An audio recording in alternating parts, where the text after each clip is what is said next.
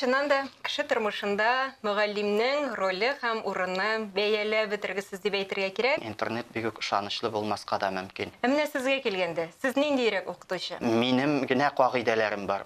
Мин укыта торган дәрестә. Без укыганда мәктәпкә килеп керәбез икән, без шул дөньядан читкә чыкмый идек. Ә хәзер менә бу виртуаль дөнья баланың игътибарын дөньяның әллә кайсы кыйтгаларына алып китә. Ул инде бүген укытучыларга һәйкәл куяр вакыт җитте дип әйтә. Укытучылык хезмәте дә бераз гына бүгенге көндә ихтыяҗ кичерә. Әйтик, мәсәлән, без укыган вакытта без инде бары тик 11-нче сыйныфта имтиханнарга әзерләнгәндә генә репетиторларга йөри идек. Каюм Насирин алыйк, безнең мәгърифәтче, галимебез, язучыбыз, репетитор булган бит инде. Күп яшьләр бит куркып кала. Мәктәпкә килсәм, эй Ходаем, ди, нишләрмен мин ди. Бер нишләмисең, анда бик рәхәт.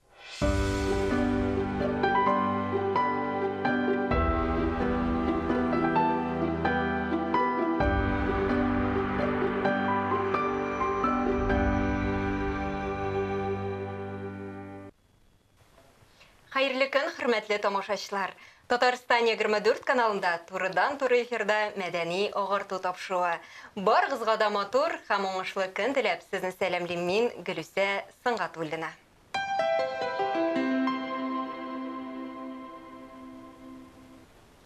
Укытучы бөек олуг исем. Укытучы ул иҗат кешесе дә әле.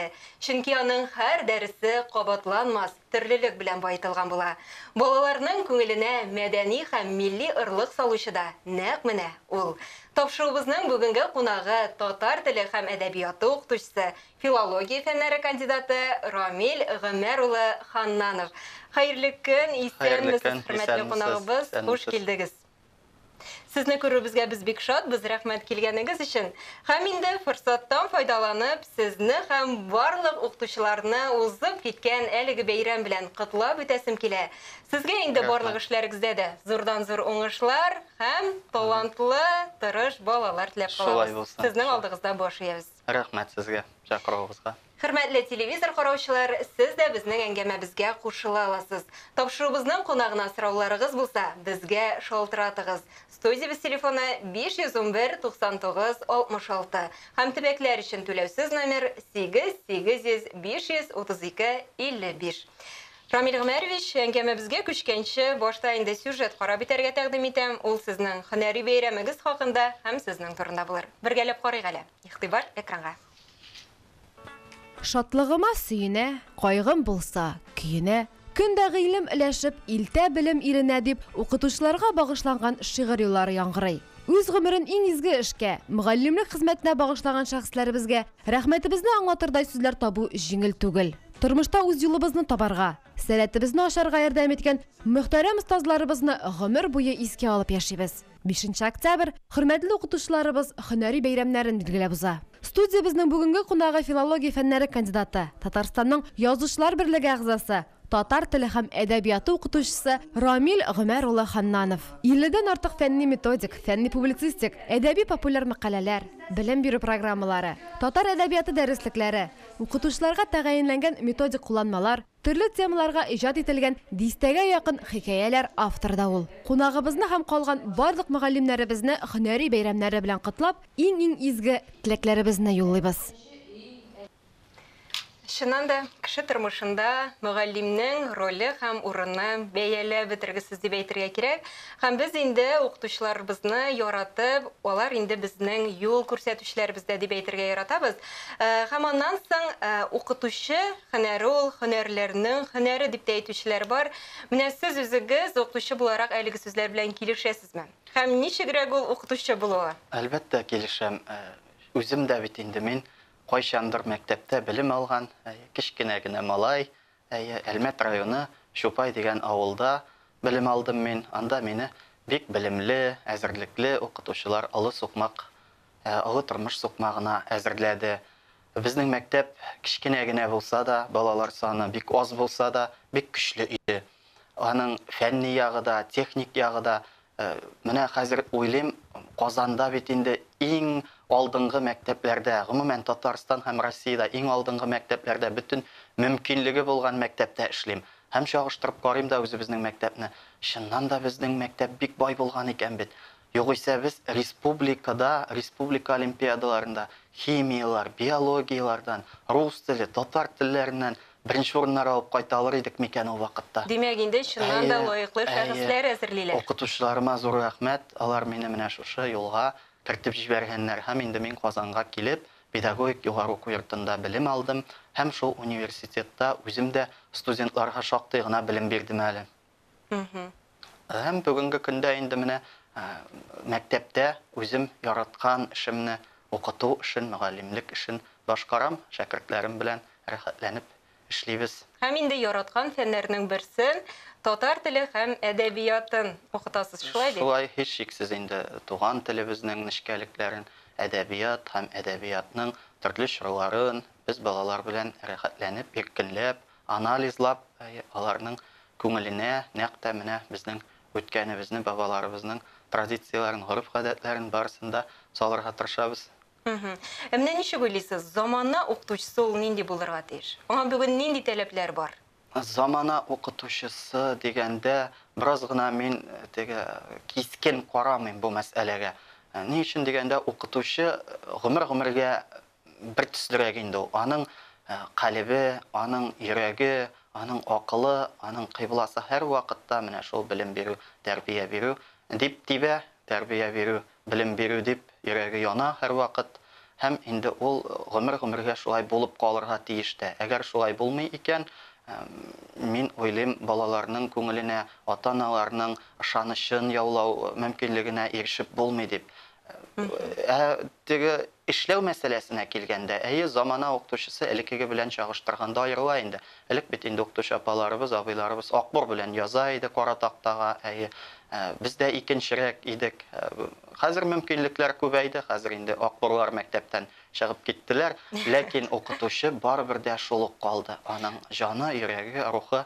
Менә хәзер инде күбрәк интернет белән дә дус булу кирәктер, шулай бит? Һәр вакыт эзләнүдә, үсештә булу бик мөһимдер дип беләм. Интернет белән һәр вакыт дус, укытучы һәр вакыт дус, ләкин интернет минем мәсәлән бик ышанычлы дустым түгел. Минем ышанычлы дуслар инде ул сүзлекләр, китаплар, энциклопедиялар. Чөнки интернетта мәсәлән бер үк сүзнең язылышы 3-4 төрле булырга мөмкин. Балаларга да әйтәм һәр вакыт. Аннан карагыз, ләкин сүзлектән тикшерегез дип. Чөнки безнең интернет бик үк ышанычлы булмаска да мөмкин. Китап инде ул чыннан да белем шишмәсе. Анда инде ташка басылган. Менә сезгә килгәндә, сез ниндирәк укытучы? Таләпчәнмисез, кырысмысыз, аңлаучанмы? Мин балалар белән күбрәк дус укытучыдыр дип уйлыйм. Димәк, инде бер дулкында. Бер дулкында булырга тырышам. Төрле сыйныфларны укытам. Кичкенәләр дә бар миндә, 8-9 яшьлекләр, миндә инде 17-18 яшьлек егетләр, кызлар да укый, төрле буын. Һәм һәрберсе белән аерым сөйләшәсең бит инде, һәрберсенә аерым юнәлештә белем бирәсең. Ничектер менә алар белән бер дулкында булырга теләү, баларны шушы мөхиттә яшәтү, ул 45 минут дәвамында бит инде ул синең дәресеңә кунакка килгән кебек килә, һәм инде ул нәрсәдер алып китәм дип килергә тиеш, сиңа яңалык белән нәрсәгәдер мине абый өйрәтеп җибәрәчәк дип килергә тиеш. Мин шулай дип уйлыйм. Ләкин таләпчәнлек тә бар, чөнки инде бар мәсьәлән, минем генә кагыйдәләрем бар. Мин укыта торган дәрестә. Һәм аны балалар бик яхшы аңлый. Әгәр дә шулай булмасак, без тиешле, мәсәлән, белемне алмаячакбыз дип, алар беренче дәресләрдән үк үзләренә нәтиҗә ясап куялар инде. Менә шул. Менә өлкән буынның сүзләренә караганда, элегрәк бит инде укытучыларга карата хөрмәт зуррак булган дип әйтәләр. Укытучылардан бит инде куркып та торганнар, шүрләп тә торганнар. Менә бүгенге вазгыятьтә менә бу юнәлештә хәлләр ничегрәк? Укытучылар әлбәттә безнең инде алар икенчерәк иде без үскәндә. Бездән өлкәнрәк әтиләр, әниләр укыган заманда да башка. Чөнки укытучы бит ул вакытта бердән-бер мәгълүмат чыганагы. Без укытучы апабызны иртүк дүшәмбе көнне көтә идек инде. Безнең бит инде сыйныф сәгате һәм укытучы апа нинди яңалыклар алып килә. Илдә ниләр булган, республикабызда, гомумән дөньяда нинди хәлләр. Ул безгә барысын да бәйнә-бәйнә аңлата. Шуннан соң инде без атналык планны төзибез укытучыбыз белән сыйныфта нәрсәләр эшләячәкбез. Бүген кызганыч менә укытучы ул мөмкинлекне ничектер югалтты, чөнки бит балага мәгълүмат чыганагы бик күбәйде. Һәм шул хәтле төрле мәгълүмат аның игътибарын читкә җәлеп итә, балаларны хәтта дәрестә менә игътибарын кайтарып булмый 2 тапкыр дәшәргә туры килә укучыга исеме белән, чөнки укучы уйланып китә, аңа теге төрле яклап мәгълүмат һөҗүм иткәч, ул аны дәрестә дә бит уйлап утыра. Менә тегене күрдем әле, моны ишеттем әле. Ягъни без укыганда мәктәпкә килеп керәбез икән, без шул дөньядан читкә чыкмый идек. Хәзер менә бу виртуаль дөнья баланың игътибарын дөньяның әллә кайсы кыйткаларына алып китә. Алар дәрес вакытында да һәрвакыт уйланып утырырга мәҗбүр була. Бу бераз гына минус дип уйлыйм. Эшләгән укытучыга хөрмәт бүгенге көндә дә әти-әниләрдән һәм балалардан бик зур. Алар яраталар, хөрмәт итәләр, һәрвакыт җылы рәхмәт сүзләрен язып кына торалар. Көн саен ниндидер рәхмәт сүз ишетәбез балалардан да, әти-әниләрдән дә. Әгәр укытучы чынлап йөрәген бүләк итә икән балаларга, бу җавапсыз калмый. Аннан соң бит әле менә шушы көннәрдә генә Татарстан Республикасының Мәгариф һәм фән министры мондый сүзләр әйтте. Ул инде бүген укытучыларга һәйкәл куяр вакыт җитте дип әйтә. Менә бу сүзләр белән килешәсезме? Бу инде шул ук хөрмәткә кайтып кала. Бу сүзләр белән килешәм, укытучыларга һәйкәл кую мәсьәләсе белән дә килешәм. Ник дигәндә, беренчедән, укытучы гомергә ул һәйкәл куярлык. Бигрәк тә менә без укыган чорлардагы укытучылар инде алар төрлесен күрде бит инде. 90-нчы елларда хезмәт хакы да алмыйча, бик авыр заманнар булды инде. Анда да укыттылар безне. Сугыш елларында да укытканнар, ачлык елларында да укытканнар. Укытучы һәрвакыт кирәк. Ул безнең каләм тотып язарга, хәреф танырга өйрәткән беренче остазыбыз. Икенче мәсьәлә бар. Бүгенге көндә чыннан да менә кадрлар кытлыгы килде бит. Ул кайсы өлкәне алып карасак та, ул безнең журналистика өлкәсендә дә шулай, ул безнең завод, фабрикаларда да шулай, ул безнең медицинада да шулай, театрда да, сәхнәдә дә шулай. Үзенең эшен чынлап белгән, үстән генә эшләмәүче, менә шундый кадрларга кытлык килде. Ягъни син һөнәрең белән бергә яшисең дигән әйбер икенче планга күчте. Менә шуңа күрә укытучылык хезмәте дә бераз гына бүгенге көндә ихтыяҗ кичерә. Яңа канга, яңа кадрларга дибез инде. Менә шундый. Әгәр дә без бүген инде чынлап мәктәп системасына яшьләрне җәлеп итәбез икән, аларга менә без әле урта буын, аннан соң өлкән укытучы апа-абыйларыбыз остазлык мәктәбе була икән, алар мәктәпкә киләчәк. Күп яшьләр бит куркып кала. Мәктәпкә килсәм, эй Ходаем, нишләрмен мин ди. Бер нишләмисең, анда бик рәхәт, сине ихлас балалар көтеп тора анда. Анда менә балаларның күңелендә явызлык юк. Мәсәлән, өлкәнрәк кешеләр арасында булган мөнәсәбәтләр юк балалар арасында. Алар белән эшләгәндә син моны чынлап аңлыйсың. Анда икенче дөнья. Менә аннан соң кайбер әти-әниләр бит инде мәктәпләрдә белем бирү дәрәҗәсе, сыйфаты түбәнәйде дип зарланырга яраталар. Һәм шул рәвешле инде алар үзләренең балаларын репетиторларга бирәләр. Менә бу нәрсәгә бәйле икән. Әйтик, мәсәлән, без укыган вакытта без инде бары тик 11-нче сыйныфта имтиханнарга әзерләнгәндә генә репетиторларга йөри идек. Менә бу хәлләрне ничек аңлатыр идегез? Моның факторлары күп инде.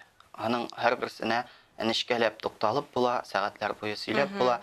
Минем бер нәрсәне генә әйтәсем килә. Беренчедән, безнең мәктәпләрдә бераз гына төрлеләнде. Мәсәлән, кайбер мәктәпләрдә физика, химия сәгатьләре бик әз булырга мөмкин. Тел юнәлеше, кайберсендә, мәсәлән, күбрәк физика, математика юнәлеше. Балага, мәсәлән, кирәк ди башка фән. Шуңа күрә инде менә бу репетиторлар бик безнең модага кирип китте. Ләкин ул мода түгел, ул узган гасырның кире әйләнеп кайтуы. Менә Каюм Насирин алыйк, безнең мәгърифәтче, галимебез, язучыбыз, репетитор булган бит инде. Аның өендә һәрвакыт 3-5 бала акча түләп, я булмаса анда утын алып килеп, башкасы, алар һәрвакыт анарда өйрәнә торган булган. Татарлар рус телен өйрәнгән, руслар татар телен өйрәнгән. Электә бу әйбер булган. Ягъни баланың Белемгә ихтыяҗы, гыйлемгә ихтыяҗы һәр вакыт булган.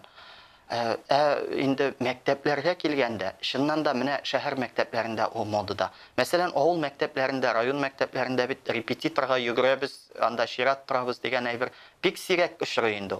Шәһәрдә беренчедән балалар саны да, мәсәлән, сыйныфта 30-35 бар, кайбер мәктәпләрдә 40та булып китәргә мөмкин. Һәм менә һәр баланың күңеленә, акылына укытучы җиткезеп өлгерә алмый ул вакыт эчендә. Кайбер сәгать дәресләр бит, мәсәлән, биология, география дәресләре атнага бер тапкыр укытыла. 35 бала белән укытучы 45 минутта эшләп чыгарга тиеш. Монда бит бер балага 1 минутта вакыт калмый дигән сүз. Әле яңа теманы аңлатасы бар, контроль формалары үткәрәсе бар. Мәсәлә бик катлаулы, аны чагыштырып карасак. Әле баланың теләгеннән дә тора торган. Әлбәттә, инде бала кайбер балага, мәсәлән, ул фән кирәкмәскә дә мөмкин. Шуңа күрә аның кызыксынуы бүтән юнәлештә булырга мөмкин. Шуңа менә ул репетиторство дигән әйбер модага кирип китте инде безнең. Кызганыч. Менә белем йортыгызда үткәрелә торган чаралар хакында да сөйләшеп үтик әле. Безнең гореф-гадәтләребезне шул вакытта инде милли традицияләребезне саклау нисбәтеннән нинди чаралар үткәрәсез? Аллага шөкер, безнең адымнар мәктәбе инде һәр вакыт үзебезнең туган халкыбызның, илебездәге халыкларның гореф-гадәтләрен сакларга, яктыртырга тырыша. Менә безнең иң зурлап үткәрелә торганы инде безнең Сабан туебыз, милли Сабан туебыз. Уку елы биткәндә, соңгы кыңгырауда без инде Сабан туе үткәрәбез.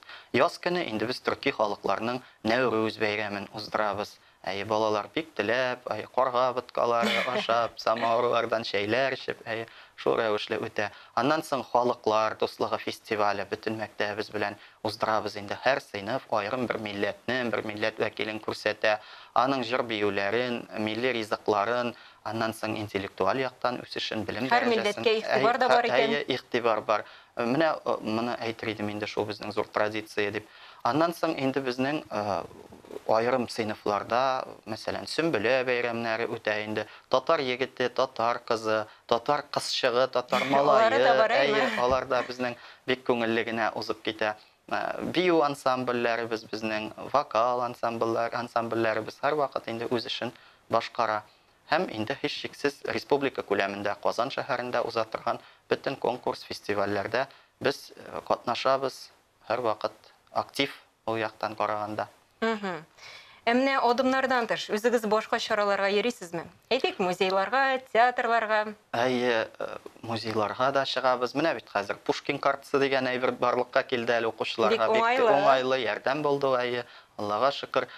Менә үземнең сыйныф белән без бер көнне чыгып киттек сәяхәткә Арча төбәгенә. Анда йөреп кайттык. Мөхәммәд Мәхтиев эзләре буйлап Гөбөрчәк авылларында, Галиәскәр Камал эзләре буйлап Сикертән авылларында. Аннан соң инде Кырылайда булдык. Анда Сыерчы гыялары элдек аллеяга, музейда булдык. Аннан соң Әлифба музейын карап чыктык. Ягъни менә анда йөреп кайту. Аннан соң инде әлбәттә спектакльләргә йөрергә яратабыз инде без. Безнең Кәрим Тинчурин исемендәге театр, Габдулла Кариев исемендәге яшьләр театры һәм безнең Галиәскәр Камал исемендәге Академия театры, алар якын дусларыбыз. Менә 15 көннән Алла бирсә Зәңгәршәлгә барырга инде билетларыбыз бер айдан алып куелган безнең. Аннан соң мөхаҗирләргә баруны зарыгып көтеп торабыз, чөнки без аны дәресләрдә дә өйрәнәбез. Мөхаҗирләр әсәрен Мәхмәт Галәүнең һәм һич шиксез без балалар белән анда булачакбыз. Хәтта берничә тапкыр әле берничә сыйныфны алып барырга җыенам. Субханалла дип әйтәсе килә. Менә бәйрәм көненә әйләнеп кайтсак. Ул ничегрәк үтте? Билгеле инде җылы котлау сүзләреннән башланып киткәндер кичәге көнегез. Һич шиксез шулай. Укучыларның мөлаем карашлары, елмаюлы йөзләре, безнең укытучыга тагын ни кирәк? Каршы алды. Рәхмәт сүзләре дә күп ишеттек. Аллага шөкер, балаларыбыз рәхмәтле. Һәм инде алар да үзләре безнең белән янәшә басып, дәресләр биреп карадылар, үзләре дә укытып карадылар. Безнең адымнар мәктәбендә бит инде педагогик класслар ачылды. Узган ел инде республикабызда беренчеләрдән булып, алар инде быел 11нче сыйныфта, һәм күбесе инде без укытучы булабыз дип утыралар, әзерләнеп, йырлар әзерләнәләр. 10нчы сыйныфларда безнең менә педагогик класслар икесе дә һәм Алла бирсә инде без аларны әкренләп кенә үзебезнең һөнәребезгә гашыйк итәрбез дип уйлыйбыз. Менә бит. Кичә беренче адымнарын ясап дәрес биреп карадылар. Һәм белүебезчә инде сезнең бәйрәм уңайыннан махсус чарада үткәрелгән. Хәзер әйдәгез шул хакта сюжетта карап үтик әле. Игътибар экранга.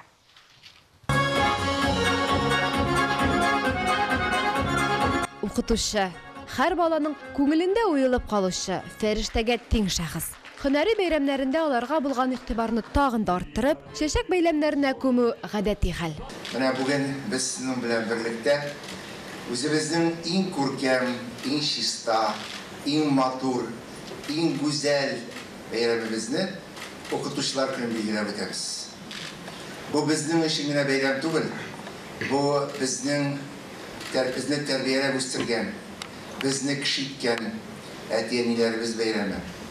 Бу безнең белән бергә эшләүче, яшәүче, безнең күңелләребезне күтәрүче һәм авыр вакытларда ярдәм итүче, сөйнешле вакытларны бергәләп безнең белән сөйнешләрне башкаручы барлык халык бәйрәме. Шуңа күрә сезне барыгызны да менә шушы матур бәйрәм белән тәбрик итеп, барыгызга да исәнлек, саулык, күңел тынычлыгы, матур тормыш, үзегез куйган хезмәтләрегезнең җимешен күреп, тоеп, шуңа куанып, шатланып, горурланып, рәхәтләнеп, матур итеп яшәргә, эшләргә насип булсын сезгә барыгызга да. Укытучыларны котларга Минтимер Шәрипович та килгән иде. Ул да беренче укытучысын искә алмый калмады. Укуның, белемнең аңа ихтияҗ, аннан да кадерләй белү. Аннан да кадерләй белү. Менә шанырга да бәлкем авыр, шанырга да бәлкем авыр. Без район библиотекасына чират торып китап укыдырык. Чират торып район библиотекасы. Укытучыларның иңнәрен билгеләп узып, бүләкләп, концерт тамашасы да карау мөмкинлеге булды. Адымнарга әфәрин генә диясе кала. Шуннан да бәйрәм бик күтәренке рухта үткән икән. Миңа калса башкача була да алмый, шулай бит. Әйе. Шуның белән инде безнең тапшырубыз үзенең ахырына да якынлашып килә. Сезгә барлык эшләрегездә дә зурдан-зур уңышлар телибез. Матур эштәлекле әңгәмә өчен бик зур рәхмәт сезгә. Тагын бер кат бәйрәм белән сезне. Рәхмәт яусын чакыруыгызга. Мәктәпләрдә безнең бик күңелле яшьләргә әйтәсе килгән сүзем: курыкмагыз мәктәптән, килегез, балалар сезне көтәләр һәм бик яраталар. Татар телен яратыгыз, шулай бит? Әйе, туган телебездә сөйләшик. Бик зур рәхмәт сезгә. Сау булашабыз. Сау булыгыз. Хөрмәтле телевизор караучылар, бүгенгә шулар иде. Тапшырубызны йомгаклап Ленинның сүзләрен искә алып үтәсе килә. Укырга һәм укырга. Гыйлемле булыйк. Сезнең белән Гөлүсә Сыңгатуллина булды. Сау булыгыз. Киләсе очрашуларга кадәр.